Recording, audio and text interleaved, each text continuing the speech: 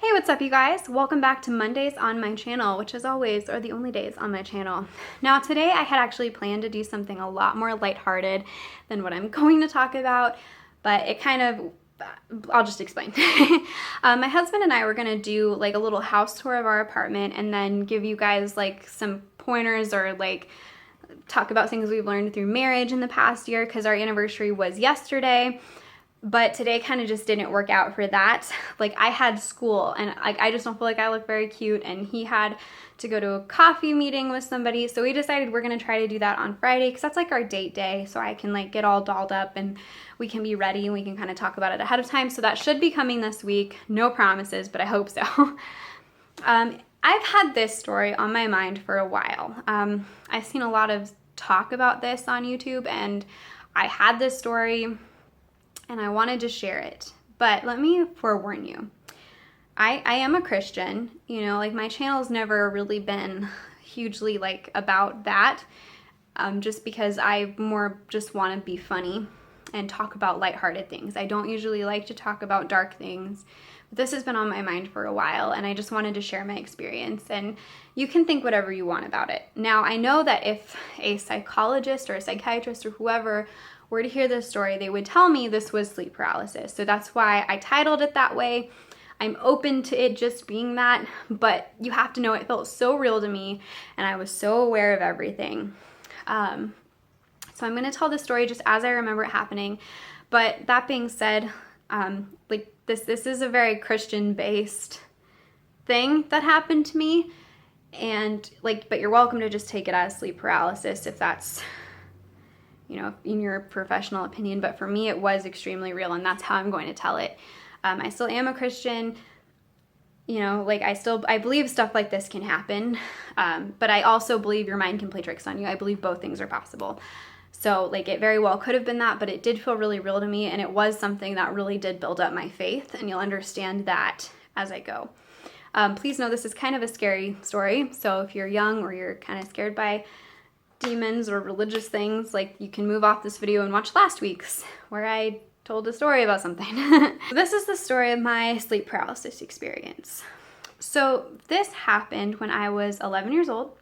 I was in 5th grade, I believe. I had just turned 11, and it was the early morning of Christmas Eve, so like 3 a.m. and it was Christmas Eve, so not Christmas. Santa had not come yet, had not opened presents, but we were getting excited too. I used to really have a hard time sleeping. I think a long time ago I told you guys a story time about how somebody was outside my window possibly trying to break in, and ever since then I just had the hardest time sleeping at night. And I felt a lot safer on our couch for some reason. I think because my parents' bedroom was right by the living room, I think just having them like in close vicinity felt a lot better than being on the other side of the house. So I would sleep on the couch all the time. My brother was fine sleeping in his room, but because of his autism, if he were to wake up, he couldn't be alone. So this morning, this early Christmas Eve morning, he woke up, and so my mom had to get up with him, and I like heard them, so I was like, I might as well get up. And so my mom and I decided, why don't we watch It's a Wonderful Life? That's our favorite Christmas movie. It's Christmas Eve, why not? So we put it on. And I can remember watching the trailers at the beginning. Now, we had the old VHS. Like, we did not have a DVD player. We were pretty behind on the times at this point in my life. And the VHS had a trailer for a claymation movie about the life of Jesus. And I think it was put on by the Catholic Church, because I remember distinctively, and like this is the moment that I noticed, but I didn't think much of it. I just noticed it. Was Jesus sprinkling a disciple, whereas like if it were a Protestant or whatever church, he would be like dunking them in the water, but in this one he was sprinkling. I remember seeing that. And then we start watching the movie, and I don't really like think much of it, and we're watching. So we get to the part of the movie where George Bailey gets punched in the face by the teacher's husband at the bar. And about at this point, I decided to shift my body over, like get more comfortable. And I look up at my ceiling and I see, and I'm not like in paralysis yet at this point, like I could move at this point. I look up and I see 2 blue disc thingies. They're very misty and kind of ghostly almost. My 11-year-old self thinks, oh, it's the ghost of Christmas past. It was so exciting. So I was like, I wonder what I was like 10 Christmases ago when I was 1. Like, it was really a silly, innocent thought. And I'm looking up and I'm like waiting for something to happen. I'm like, what is gonna happen? Does anyone else see this? Well, all of a sudden I cannot move. I cannot breathe. But I could see my mom next to me. Like, I think I could like look with my eyes. So I like knew my mom was there. I could hear what was going on the TV. So like I knew where we were in the movie. Like I just knew. But I can't breathe. I can't talk.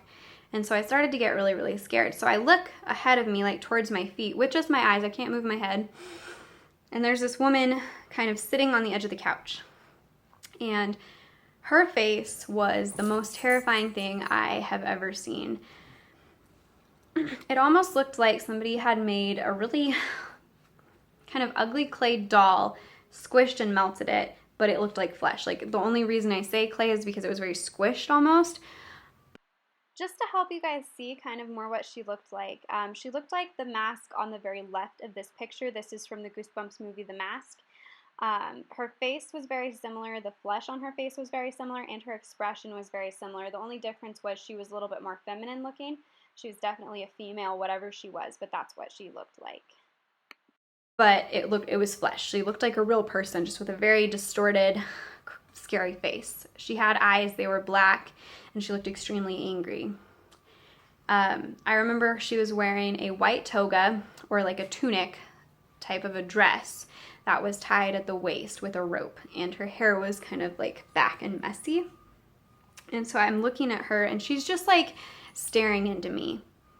Now, because, you know, I was raised Christian, that was my dog, sorry. Because I was raised Christian, I always knew if I was scared, I should pray. I should talk to Jesus about it. You know, the VeggieTales song, God is bigger than the boogeyman, like that's kind of drilled into your head as a little kid to help comfort you when you're scared.